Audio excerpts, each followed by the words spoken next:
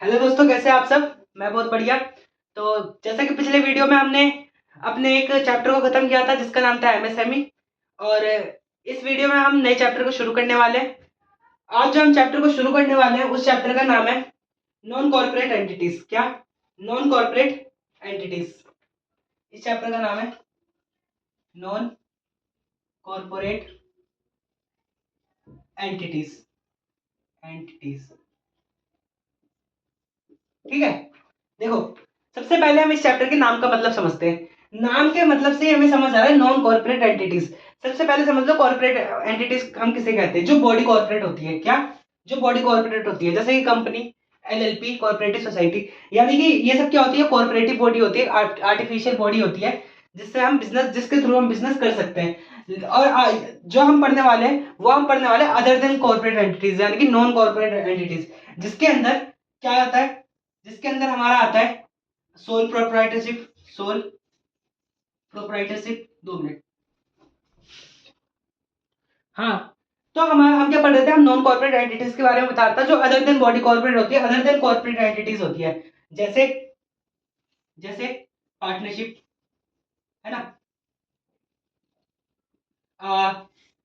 Partnership हो गई, और सोल प्रोप्राइटरशिप और एचयूएफ और अदर्स। ठीक है। देखो, आज जो हम चैप्टर पढ़ने वाले हैं, हम चैप्टर पढ़ने वाले non corporate entities. Non corporate entities का मतलब क्या होता है? जो अदर देन कॉर्पोरेटिव एंटिटीज होती है। जैसे कि मान लो कि हमें बिजनेस करना है। लेट्स से मान लो कि क्या होता है कि हमें बिजनेस करना है। मान लो एक बंदा है जिसका नाम है रमेश। क्या? रमेश। रमेश को बिजनेस करना है, ठीक है। अब रमेश को बिजनेस करना है, तो ये बहुत चीजों पे डिपेंड करता है कि रमेश किसका बिजनेस कर सकता है, कौन से एंटिटीज में बिजनेस कर सकता है। अगर मान लो रमेश को कोई छोटा बिजनेस करना है, तो वो सोल प्रोप्राइटरशिप कर लेगा, यानी कि रमेश के पास क्या ऑप्शन है? सोल प्रोप्राइटरशिप कर ले। अगर महेश उससे भी ज्यादा बड़ा बिजनेस करना चाहता है, तो वो पार्टनरशिप कर ले।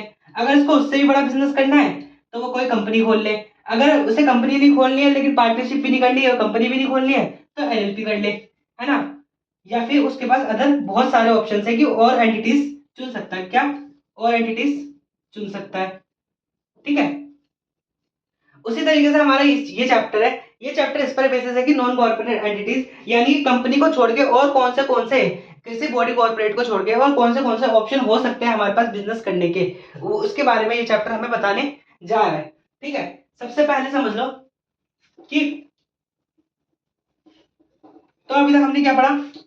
अभी तक हमने पढ़ा कि नॉन कॉर्पोरेट एंटिटीज। पहले समझ लो कॉर्पोरेट एंटिटीज के अंदर क्या आते हैं। कॉर्पोरेट एंटिटीज के अंदर कौन कौन आते हैं? देखो, कॉर्पोरेट एंटिटीज के अंदर हमारी कंपनी, एलएलपी, है ना।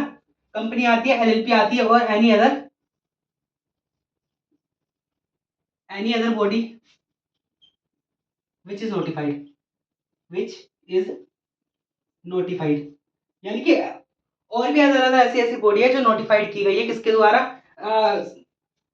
मतलब गवर्नमेंट के द्वारा नोटिफाइड की गई है कि इनको बॉडी कॉर्पोरेट मानना है कि नहीं मानना है। यानी कि मोटे मोटे तौर पे हमारे कॉर्पोरेट एंटिटीज, यानी कि कॉर्पोरेट बॉडी हमारी कौन सी हो सकती है? हमारी एलएलपी हो सकती है, कंपनी हो सकती है, और वगैरह वगैरह। अब कंपनी और एलएलपी को हटा के जितनी भी कंपनी और एलएलपी और एनी अदर नोटिफाइड बॉडी जो कि नोटिफाई की गई है किसके द्वारा? गवर्नमेंट द्वारा, उनको हटा के, क्या?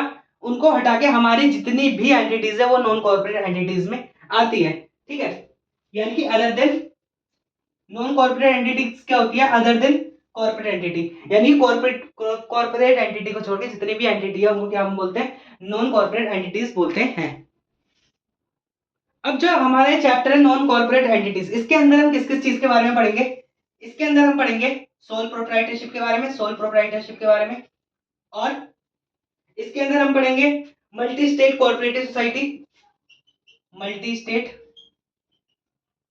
कोऑपरेटिव सोसाइटी, है ना।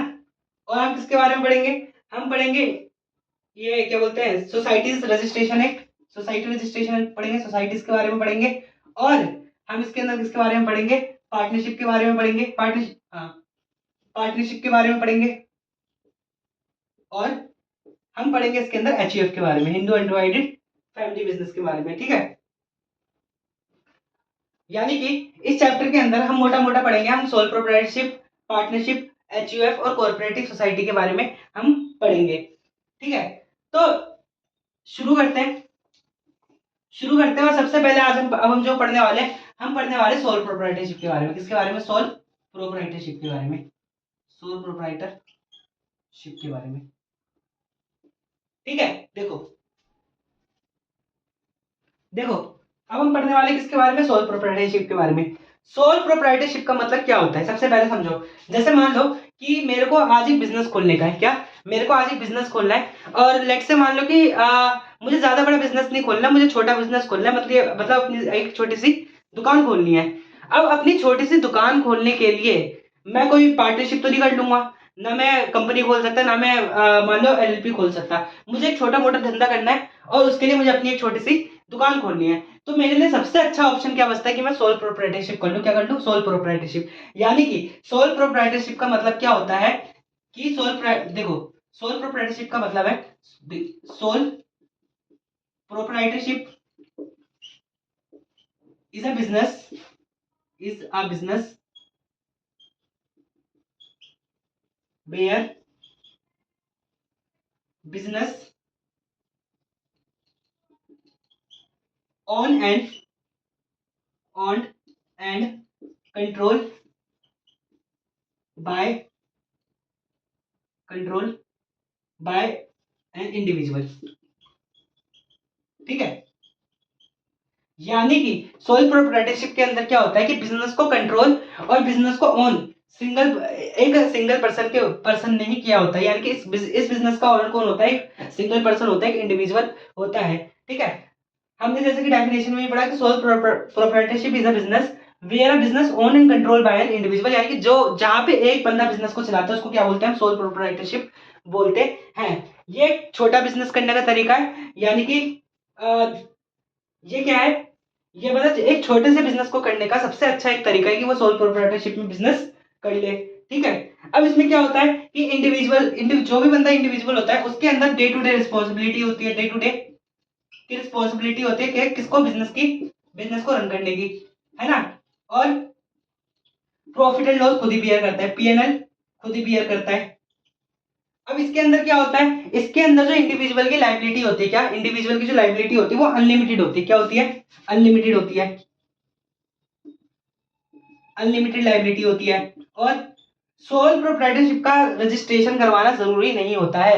अगर आप सोल प्रोप्राइटरशिप का कोई रजिस्ट्रेशन करवाना चाहते हो तो इसके लिए कोई भी अलग से एक्ट बना नहीं है। यानी कि हमारे कानून में सोल प्रोप्राइटरशिप के लिए अलग से कोई भी एक्ट नहीं है। सोल प्रोप्राइटरशिप को करने के लिए आपको अलग से किसी भी चीज में रजिस्ट्रेशन कराने की जरूरत नहीं है। आप बिना रजिस्ट्रेशन कराए हुए भी अपना बिजनेस को चला सकते हैं। यानी कि नो नीड ऑफ रजिस्ट्रेशन, है ना, नो नीड ऑफ रजिस्ट्रेशन।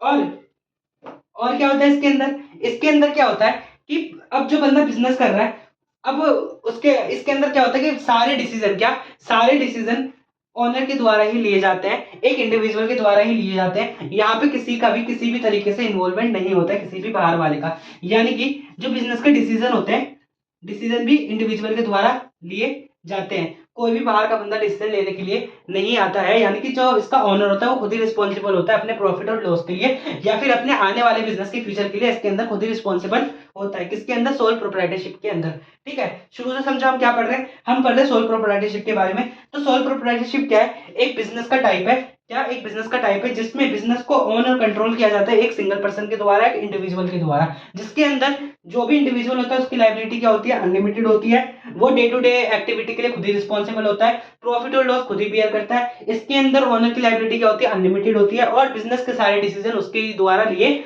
जाते हैं। ये क्या था हमारा? ये था हमारा सोल प्रोप्राइटरशिप, ठीक है। और इसके अंदर जितना भी कैपिटल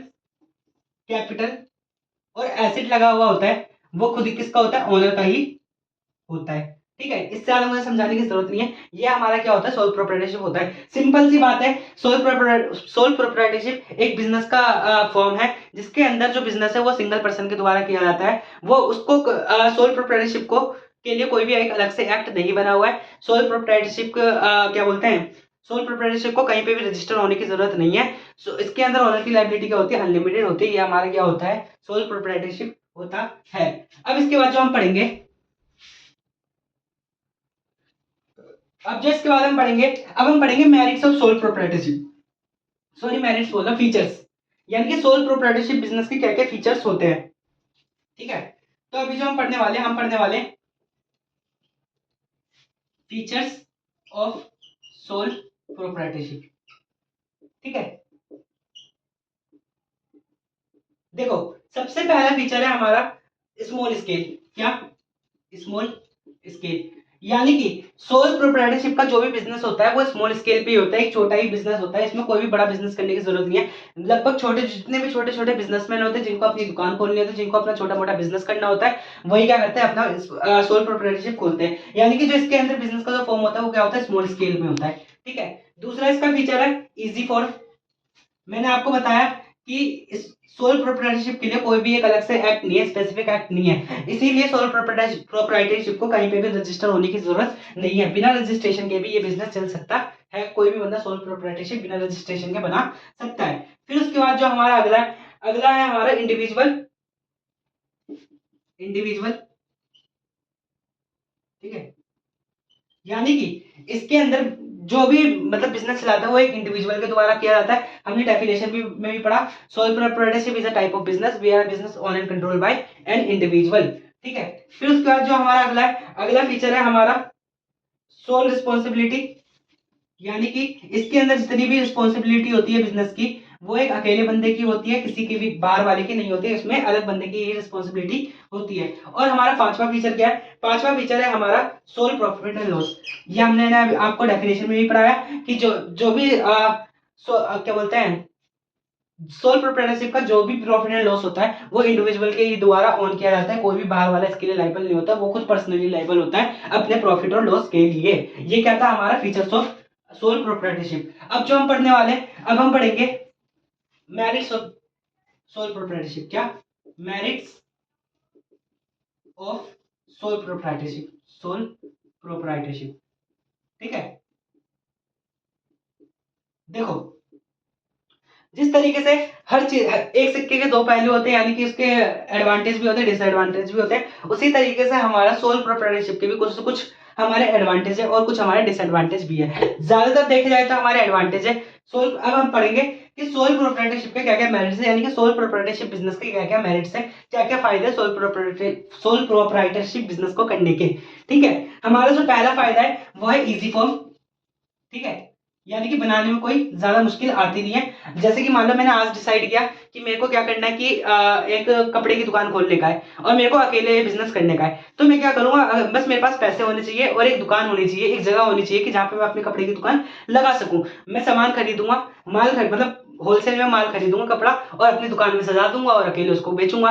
तो यानी कि इसके अंदर क्या होता है, इजी टू फॉर्म होता है, यानी कि बनाने में कोई इतना झंझट होता नहीं है, पेपर वर्क कोई भी होता नहीं है, कोई भी रजिस्ट्रेशन कराने की जरूरत होती नहीं है, इसमें कोई ज्यादा इंपॉर्टेंट होता नहीं है, अपने दुकान खोलो बेचो और खाओ, इसमें बस इतना काम रहता है।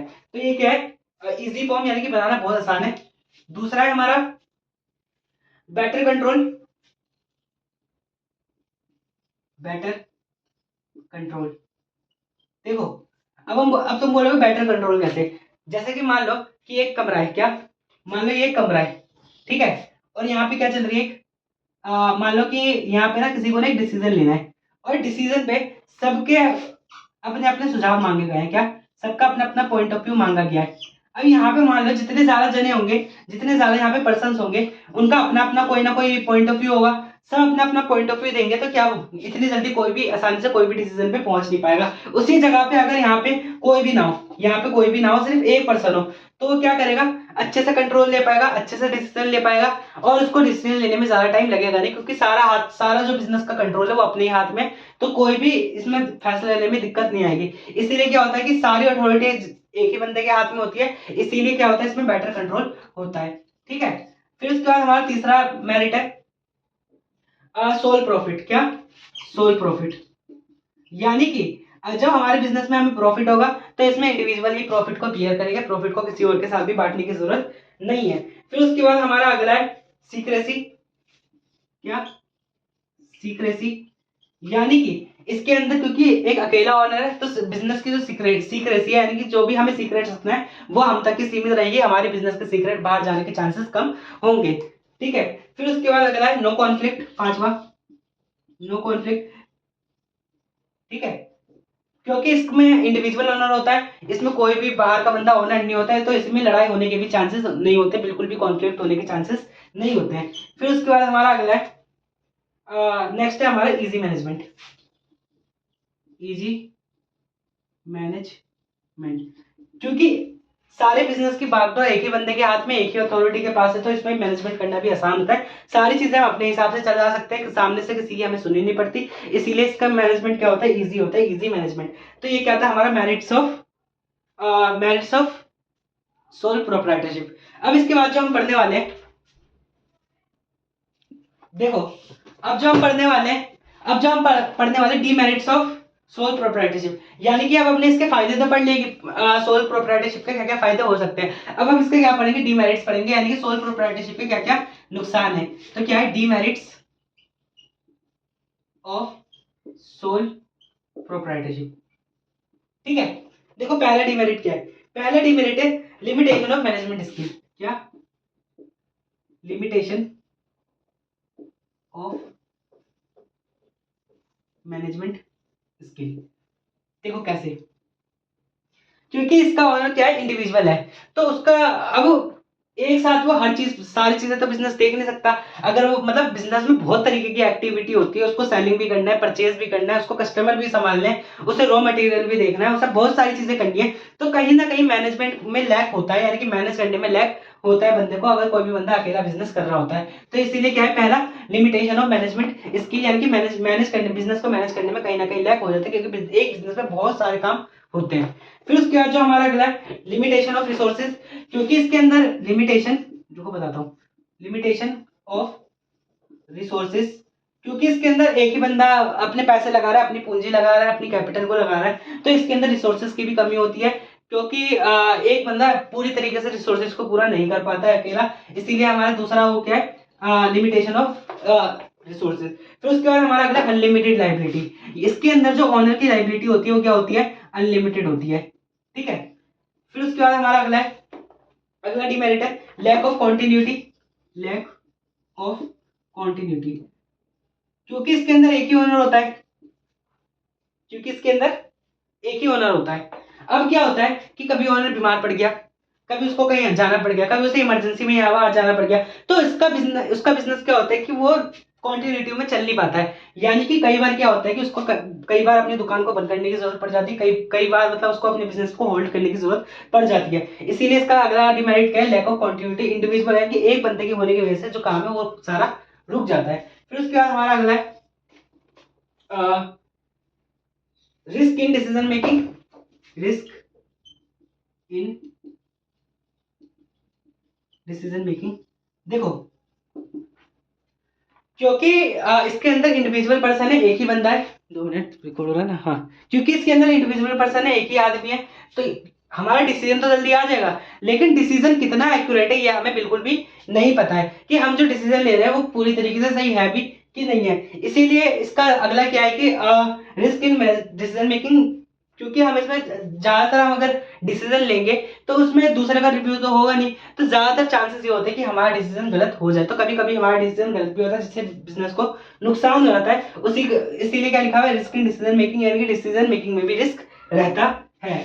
फिर उसके बाद हमारा अगला डिमेरिट है नो इकोनॉमी ऑफ स्केल। क्या,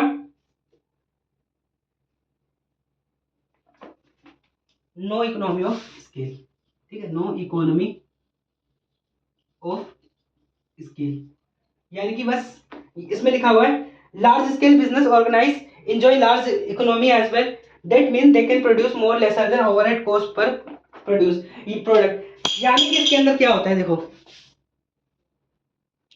क्योंकि इनका बिजनेस मान लो कि छोटे स्केल पे होता है, इसीलिए क्या होता है कि जो ये प्रोडक्ट बनाते हैं वो ज्यादा लंबे बड़े स्केल पे बना नहीं पाते, जिन पे इनकी कॉस्ट क्या होती है, ज्यादा आती है, इसीलिए इसका अगला क्या है, नो इकोनॉमी ऑफ स्केल। ठीक है, अगला लिमिटेशन है। फिर उसके बाद जो अब हम पढ़ने वाले हैं, तो ये क्या था हमारा सोल प्रोप्राइटरशिप के डिमेरिट्स थे। पहला डिमेरिट हमने क्या पढ़ा, low management skill, limitation of management skill, limitation of resources, unlimited liability, lack of continuity, risk in decision making and no economy of scale. फिर उसके बाद जो हमारा अगला पॉइंट है, अब नेक्स्ट हम जो पढ़ने वाले हैं, अब जो इसके बाद हम पढ़ने वाले हैं, अब हम पढ़ने वाले formation of sole proprietorship.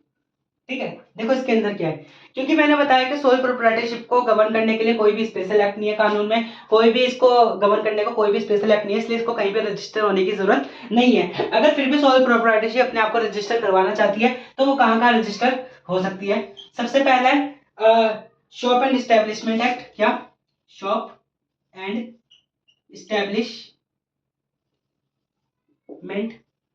Act. ठीक है, अगला वो कहाँ रजिस्टर हो सकती है, एमएसएमईडी एक्ट, यानी कि एमएसएमई में रजिस्टर करा सकती है अपने आप को। ठीक है, एमएसएमईडी का मतलब क्या होगा, micro small and medium enterprise development act 2006। फिर उसके बाद हमारा अगला है वो आईडीआरए में अपने आप को रजिस्टर करा सकती है, आईडीआरए में। फिर उसके बाद उसको जीएसटी में अपने आप को रजिस्ट्रेशन कराना पड़ेगा, जीएसटी में रजिस्ट्रेशन कराने के बाद उसको अपना जीएसटीआईएन यानी कि जीएसटी आइडेंटिफिकेशन नंबर लेना पड़ेगा। फिर उसके बाद जो भी अगर मान लो कि वो कोई अपना प्रोडक्ट बना रहे हैं, अपनी इनोवेशन कर रहे हैं, तो उसके अंदर उनको आईपीआर भी फॉलो करना पड़ेगा।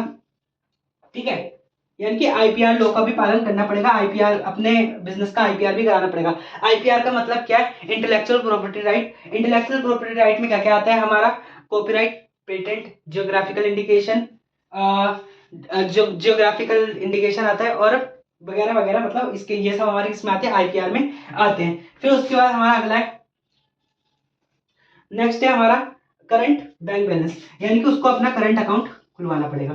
ठीक है, करंट अकाउंट खुलवाना पड़ेगा। तो ये हम क्या पढ़ रहे हैं, हम पढ़ रहे हैं ये हम क्या पढ़ रहे हैं, formation of sole proprietorship. Sole proprietorship को गवर्न करने के लिए कोई भी स्पेशल एक्ट है नहीं, फिर भी अगर वो रजिस्टर होना चाहती है तो कहाँ का रजिस्टर हो सकती है, शॉप एंड एस्टेब्लिशमेंट एक्ट में, एमएसएमईडी एक्ट में, आईडीआरए में, जीएसटी के अंदर तो अपने आप को रजिस्टर करवाएगी, फिर उसके अंदर जीएसटी आइडेंटिफिकेशन नंबर लेगी, आईपीआर लॉ में अपने आप को रजिस्टर कराएगी अगर उन्होंने कोई इनोवेशन वगैरह किया है। अब आईपीआर के अंदर हमारा क्या क्या आता है, आईपीआर के अंदर हमारा copyright, trademark, patent, geographical indication आता है। फिर उसके बाद हमारा क्या है, करंट अकाउंट बैलेंस उसको देना पड़ेगा। ठीक है, तो ये क्या था हमारा, ये था हमारा फॉर्मेशन ऑफ सोल प्रोप्राइटरशिप। यहाँ पे हमारा आके क्या खत्म हो जाता है, सोल प्रोप्राइटरशिप हमारा खत्म हो जाता है एज पर द बुक। ठीक है, आज हमने इतना पढ़ा है, आज के लिए इतना ही काफी है। मिलते हैं आपसे कल की वीडियो में नए टॉपिक के साथ, तब तक के लिए बाय बाय।